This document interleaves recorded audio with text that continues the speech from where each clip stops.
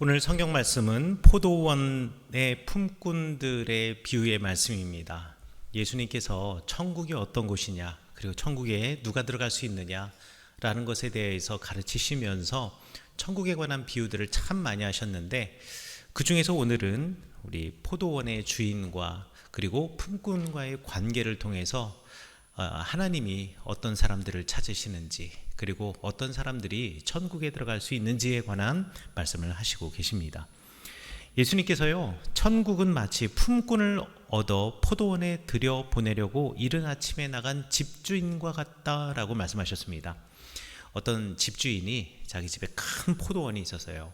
그런데 이 포도원에 이제 일하는 사람을 불러들여서 함께 이제 일을 해야 되겠거든요. 그러면 옛날 그 이스라엘 땅에 있는 큰 도시의 성읍의 성문 앞에는 큰 광장이 있어서 그 광장에서 회의도 하고 그곳에서 사람들이 서로 만나고 이런 역할들을 했는데, 그 성문 앞에 광장에 그날 내가 일을 하러 나갈 사람들이 그 앞에 이렇게 모여들게 됩니다. 우리식으로 말하면은 이제 인력 시장 같은 거죠. 그렇게 도시에서 살고 있는 많은 사람들이 과거에는 주변에 있는 농토라든가 또 일하는 곳에 이제 일하러 가기 위해서 아침 일찍부터 거기에 모여있게 마련입니다.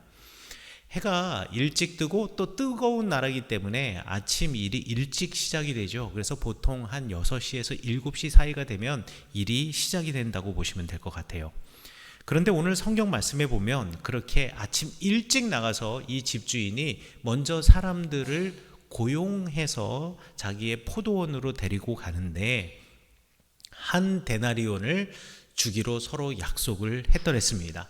한 데나리온이 그때 당시에는 하루 노동자들의 월급, 일일 반드시 받아야 될 기본적인 월급의 양이기 때문에 아주 정당한 계약이었습니다. 자, 그런데 이 포도원 주인이 보니 사람이 더 필요한 것 같아요. 그래서 3시, 6시, 9시, 11시에 간 이야기가 나옵니다. 이제 유대력 달력으로 3시, 6시, 9시, 11시인데 우리식으로 말하면 9시, 12시, 3시, 그러니까 오후 3시, 그리고 오후 5시에 나갔다라는 얘기입니다. 그러니까 6시나 7시 사이에서 먼저 1차로 사람들을 불러들여서 포도원에서 일을 하다가 이거 오늘 일을 마치기 위해서는 사람이 더 필요하겠구나 라고 해서 오전 9시에 한 번 더 나갔는데, 거기에 여전히 사람들이 있어서 그 사람들을 데리고 와서 이제 일을 시킨 거죠. 그리고 난 다음에 이러다가 오늘 하루 다 못 끝내겠나 싶었던 모양이죠. 오후 12시 정오가 되어서 나갔는데 거기 여전히 사람들이 있어서 그 사람들을 데리고 와서 포도원에서 일을 시킵니다. 그리고 오후 3시에도 오후 5시에도. 자, 그리고 난 다음에 오후 6시가 되어서 이제 정산을 하고 사람들을 돌려보내야 되겠거든요. 그때 이 주인이 종들에게 제일 늦게 온 사람부터 빨리 삭스를 주고 보내라 라고 이야기를 합니다. 그래서 제일 늦게 온 사람, 이 사람이 돈을 받는데요. 얼마를 받았냐? 한 데나리온, 그러니까 노동자의 하루 일하는 분량의 품삯을 받았습니다. 근데 저기 앞에 제일 먼저 아침 일찍 온 사람이 생각하기에 오후 5시에 와서 지금 1시간도 채 일을 안 했는데 한 데나리온을 받았으니 나는 도대체 얼마를 받을까? 라는 기대감이 이제 들기 시작한 거예요. 그런데 5시에 온 사람들도 한 데나리온, 오후 3시에 온 사람도 한 데나리온, 12시에 온 사람도 한 데나리온, 아침 9시에 온 사람도 한 데나리온, 그리고 아침 일찍 제일 먼저 온 사람도 한 데나리온을 받는 것 아니겠습니까? 우리는 더 받을 줄 알았는데 나도 한 데나리온, 1시간 일한 사람이나 거의 11시간 가까이 일한 사람이나 이거 똑같이 받았으니 이건 부당하다라고 생각했던 모양이에요.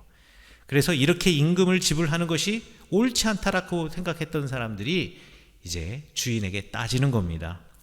아니, 우리는 종일 땀 흘려 일했음에도 불구하고 어떻게 1시간 일한 사람하고 똑같이 받을 수가 있냐고, 지금 똑같은 임금에 손에 쥘 수밖에 없는 이 일찍 온 사람들이 주인에게 항의를 하죠.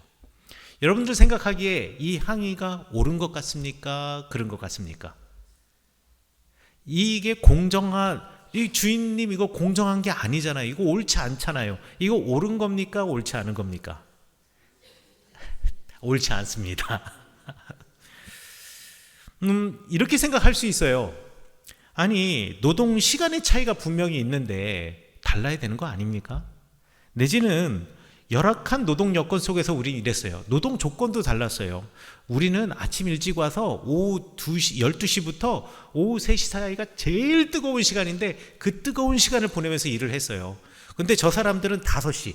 이거 뭐 해도 지나가고, 물론 이스라엘이라는 나라가 그 시간이 돼도 해는 뭐 하늘에 떠 있고 여전히 덥기는 하지만 우리 기준으로는, 거기 사람 기준으로는 그래도 덜 뜨거운 날에 1시간 솔딱솔딱 일하고 가서 똑같이 우리랑 돈을 받는다고요? 이거 부당한 거 아닙니까? 이거 공정하지 않은 거잖아요. 라고 지금 항의를 하는 겁니다. 근데 주인이 이렇게 이야기해요. 도대체 부당하다, 그렇지 않다, 공정하다, 그렇지 않다의 기준이 뭘까? 여러분들 누구 입장에서 이게 공정하지 않다라는 거죠? 정확하게 말해서 이게 옳으냐 그르냐, 공정하냐 그렇지 않느냐는 무엇이 기준이 되어야 하냐면 계약서가 기준이 되어야 됩니다.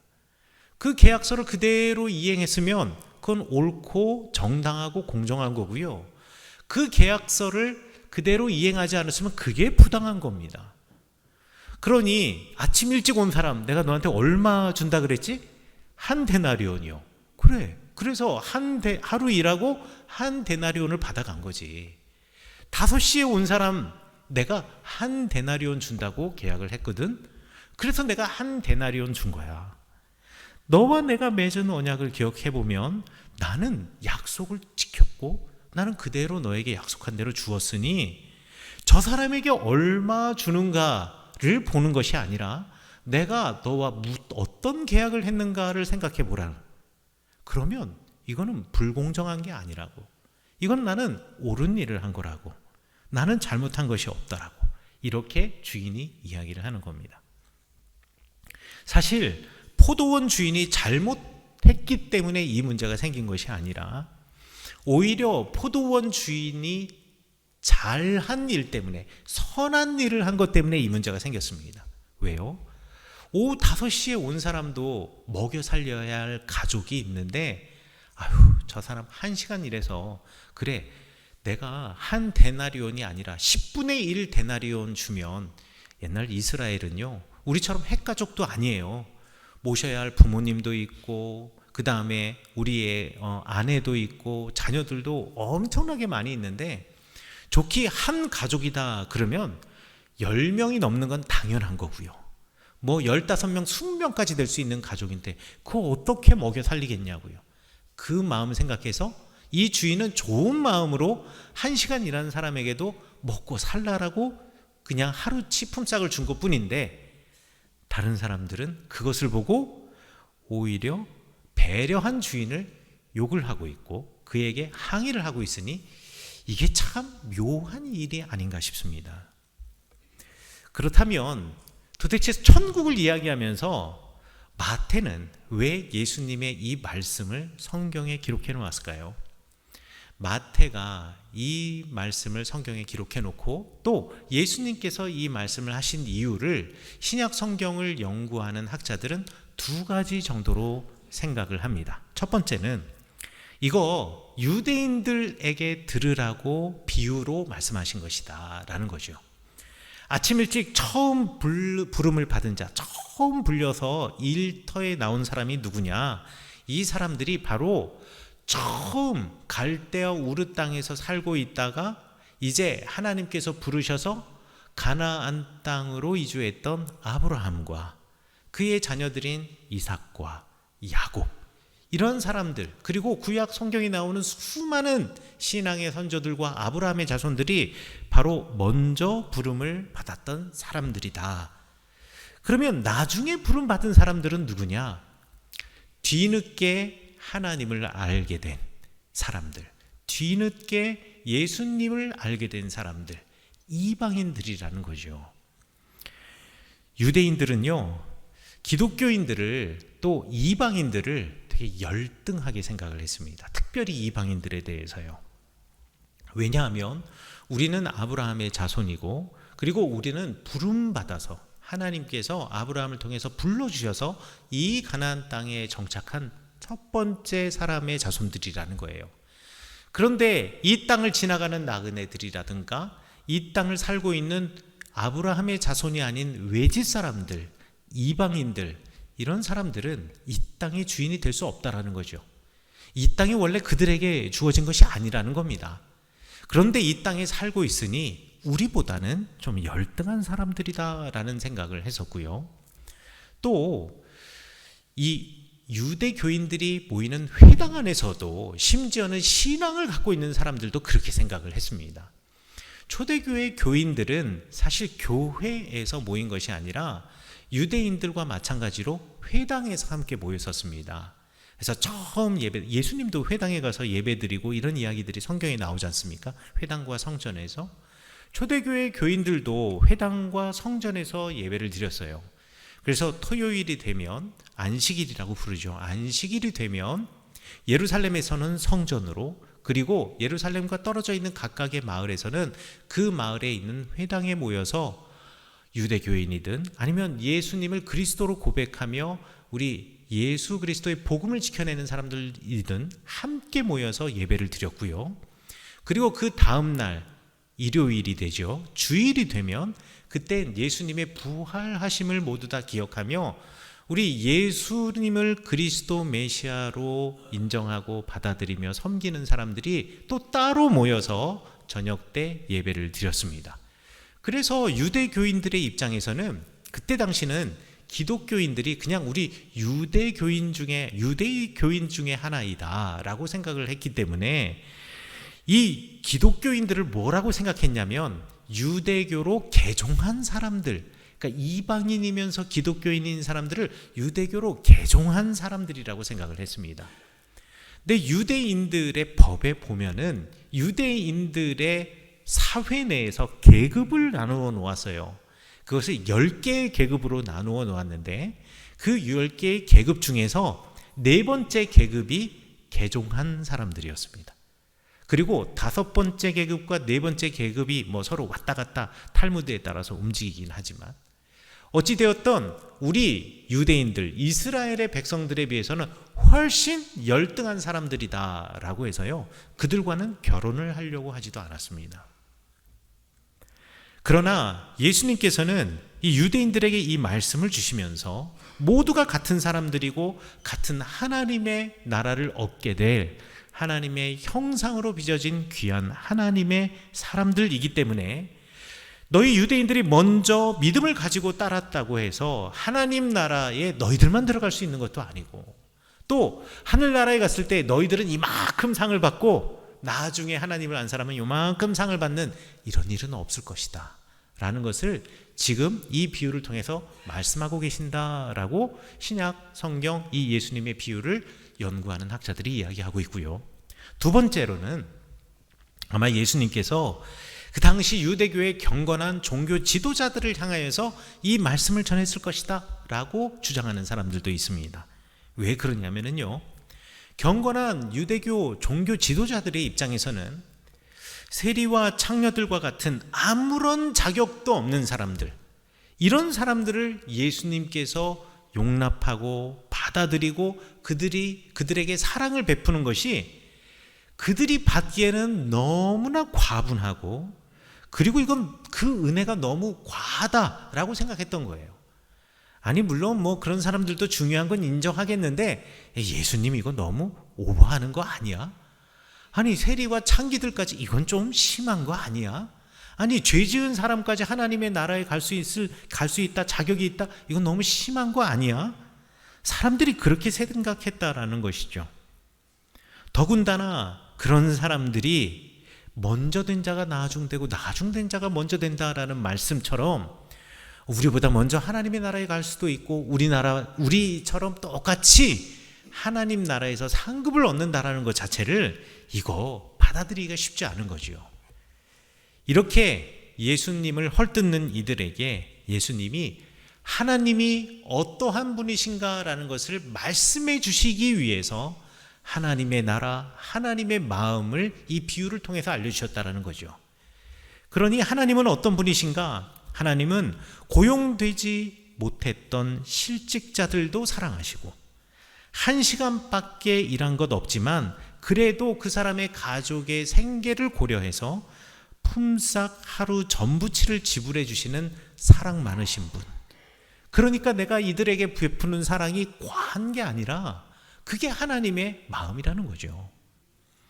그리고 태어날 때부터 열심히 신앙생활하는 바리새인들과 유대인들만 하나님의 나라, 하나님의 나라의 백성이 되는 것이 아니라 구원받을, 너희들이 생각하기에 구원받을 가치가 없다라고 생각하는 세리와 죄인들에게도 하나님의 나라의 길을 열어주시는 분이 바로 우리 아버지 하나님이시다라는 것을 우리 예수님께서 말씀하셨다라는 겁니다. 세리와 죄인이 뭐 이 사람들이 잘한 게 있어서 내지는 이 사람이 의로워서 이 사람이 자격이 있어서가 아니라 오직 하나님은 우리의 아버지이시기 때문에 심판날에도 은혜로 이들을 받아주실 것이고 어찌되었던 이들을 하나님의 나라로 인도해 주시려고 마음 졸이시는 분이 우리 하나님이시다라는 것을 말씀하고자 하셨다라는 거죠. 저는 이 두 개의 설명 다 아름답고 그리고 맞는 설명이라고 생각합니다. 학자들이 그냥 이야기했겠습니까? 문맥의 이야기나 이야기의 위치라든가 거기에 사용되어 있는 단어들을 잘 연구해서 내놓은 최종적인 결론이니까요. 저는 그런데 이 성경책을 읽으면서 이 말씀을 읽으면서 아버지 하나님의 마음뿐만 아니라 저는 그곳에서 나를 누가 불러줄까 기다리고 있는 사람들의 마음이 더 마음 쓰이더라고요. 여러분, 하나님의 마음 생각하면서 저는 특별히 오후 5시에 예수님이 부른 사람들이 떠올랐습니다. 이 사람들의 마음은 어땠을까?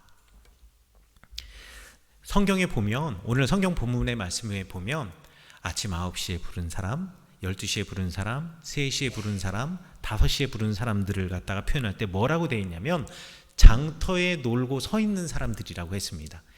자, 이게 한국말이 아다르고 어다르다고요.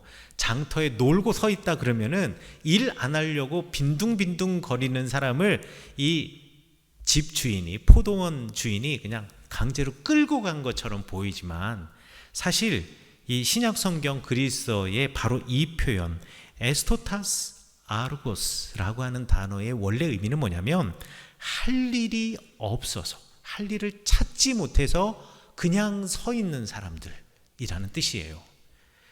그러니까 사람들이 말이죠, 모두 다 자, 이제 오늘 하루 일을 시작해야 돼요. 나는 어딘가에 고용되어 가야 돼요.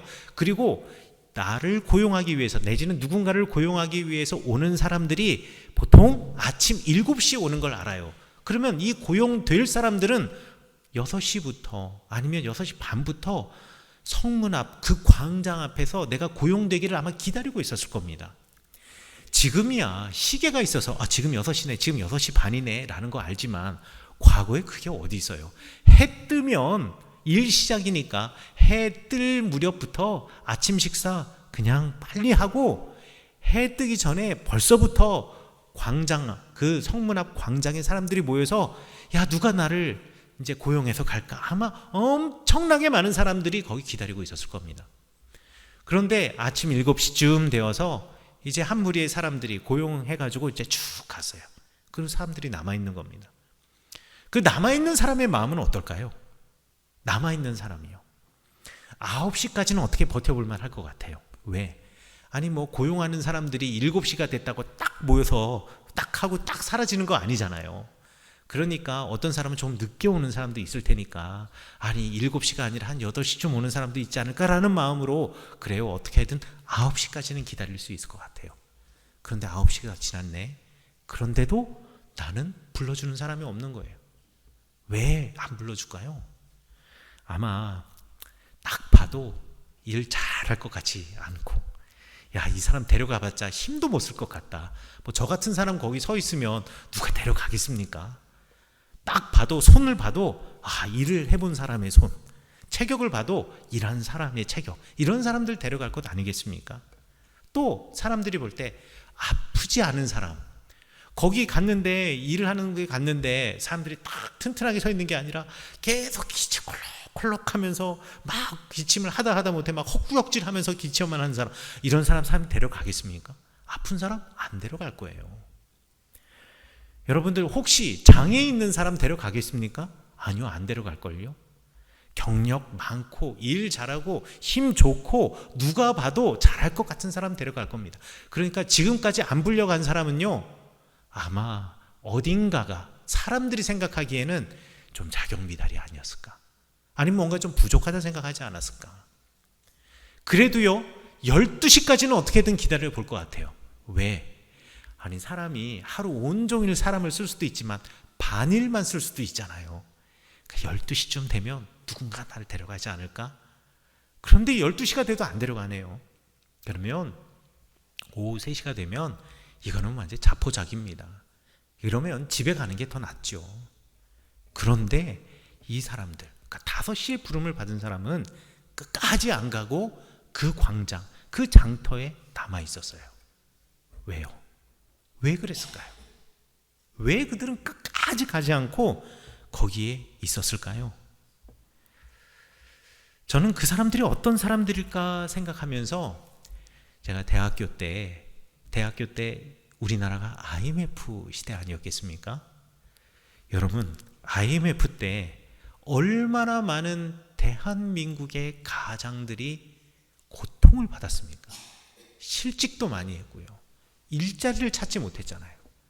지금도 기억나는 게 한강에 그 수많은 사람 앉아있는 사람들, 그게 누군가의 아버지고 누군가의 남편이었고 누군가의 아들이었습니다. 그 IMF 때 그 한강에 그 비닐봉지에 카스테라 빵 하나에 우유 하나 가지고 하루를 버텨내면서 마치 직장 나가는 것처럼 양복 입고 나와서 앉아있다가 돌아가는 아버지들이 생각이 나더라고요. 그때 얼마나 많은 노숙자들이 생겼습니까? 그리고 얼마나 많은 사람들이 그 가장의 무게에 눌려서 스스로 생명을 거둬들였습니까? 어떻게든 가장의 생계를 지켜내야 했던 사람, 그 사람이 바로 오후 5시까지 기다렸던 사람 아니었을까요?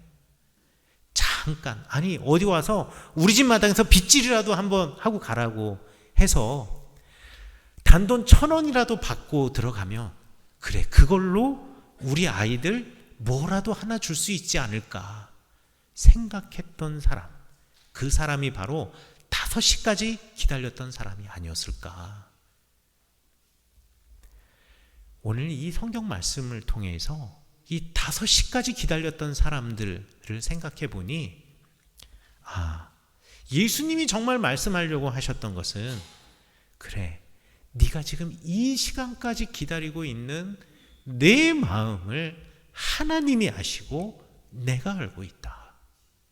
그런 너희들에게도 하늘의 문은 열려 있다라는 것을 예수님이 가르쳐 주시려고 하셨던 게 아니었던가, 그런 생각이 들더라고요. 우두커니 5시까지 서 있어야 하는 사람들, 패배의식, 나는 쓸모없는 사람이구나, 나는 희망이 없는 사람이구나, 마지막 희망의 불씨, 소망의 불씨가 꺼져가는 그들. 그럼에도 불구하고 누군가가 지금이라도 나를 데려가 주지 않을까라고 하는 0.00001%의 그 가능성, 기적을 바라는 사람들, 이 기적을 바라는 사람들에게 하나님이 찾아가서 그를 부르시고 그들에게 일거리를 주시고 그들과 그들의 가정을 살게 하신다 라는 이 말씀 속에서 저는 하나님의 이런 음성이 들렸습니다. 그래, 그래도 난 널 찾아낼 거야. 그리고 어떻게든 너를 살게 할 거야. 영원히 말이죠.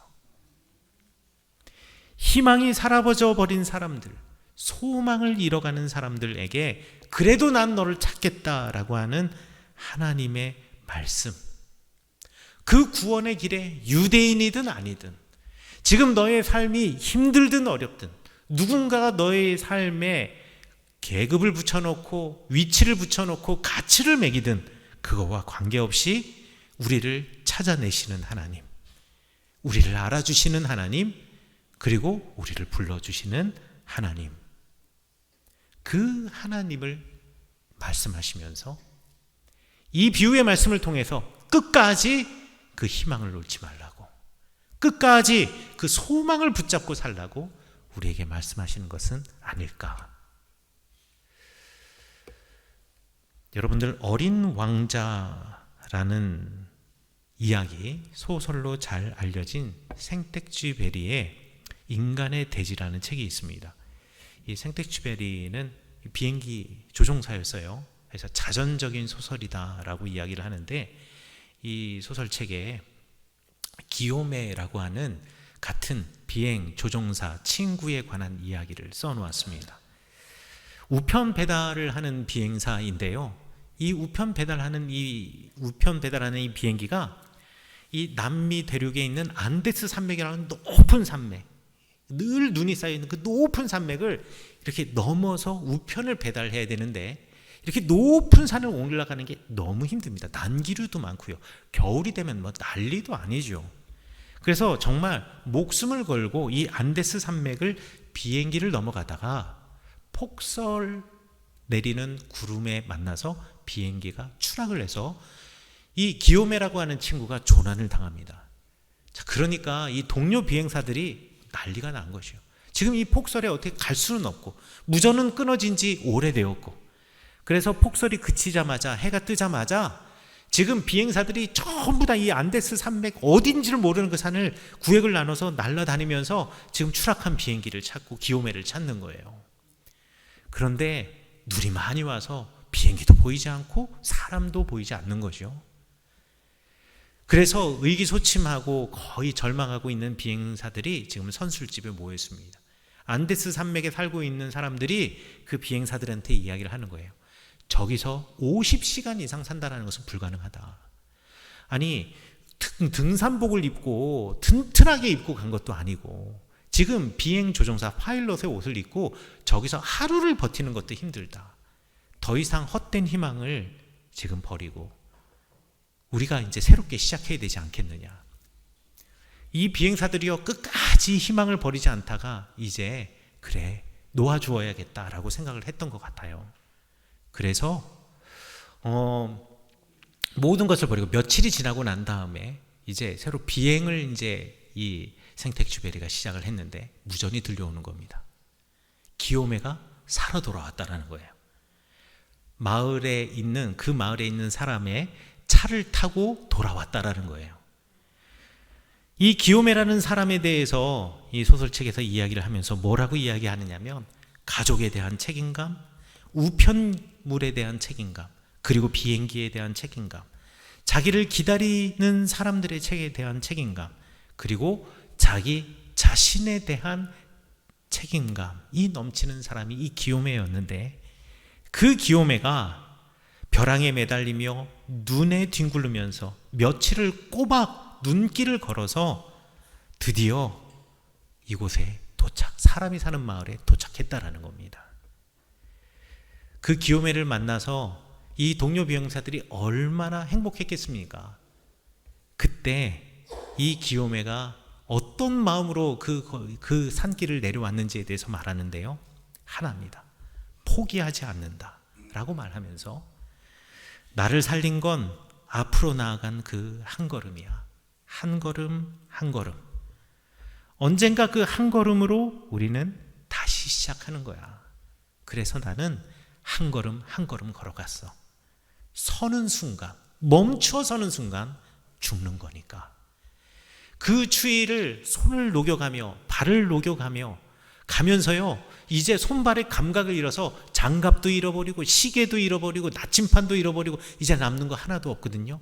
그래도 산 아래로 계속 한 걸음 한 걸음 걸어가다 보니 사람을 만나게 되었다라는 거죠. 이게 바로 오후 5시까지 기다린 사람의 마음 아닐까요? 기다리고 기다리고 기다림. 내 인생의 한 걸음 한 걸음을 계속 걸어가며 끝까지 소망을 놓지 않고 내가 기다리고 기다리고 있을 때 하나님께서는 내 마음을 알아주시고 1시간 남았을 때 그때더라도 나를 부르셔서 포도원으로 들이시고 그곳에서 일하게 하시고 그곳에서 하루의 품삯을 주시고 그 품삯으로 나와 내 가족을 살릴 수 있었던 그 포도원 품꾼, 5시에 온 포도원 품꾼의 마음을 생각하니 하나님이 더욱 감사한 게 아닌지 모르겠습니다. 사랑하는 서운교회 성도 여러분, 혹시 여러분이 오늘 성경 본문의 말씀처럼 오후 5시가 다 되도록 나를 찾는 이가 없어서 장터에 앉아서 우두커니 나를 찾아줄 사람들을 기다리는 그 한 사람이 아니십니까? 기요메처럼 갈 길도 모르는 안데스산 폭설에 갇혀 이 삶의 결말이 어딘지도 모르는 채 그냥 한 걸음 한 걸음 길을 걷고 계시지는 않습니까? 그러나 언젠가 그 한 걸음으로 우리가 다시 시작하게 될 것입니다. 왜냐하면 하나님은 끝까지 나를 찾으시는 분이십니다. 우리는 우리가 서 있는 이 신앙의 자리를 포기하지 말고 끝까지 지켜내야 합니다. 그러면 우리 주님 찾아오셔서 여러분들을 주님의 포도원으로 인도하여 주십니다. 그리고 여러분들에게 하나님의 나라를 허락하여 주시고 여러분의 가정에게도 새 생명을 주실 줄 믿습니다. 그 믿음을 가지고 오늘을 살아가시고 하나님의 마음을 기억하며 오늘을 살아내시는 여러분 되시기를 간절히 축원합니다.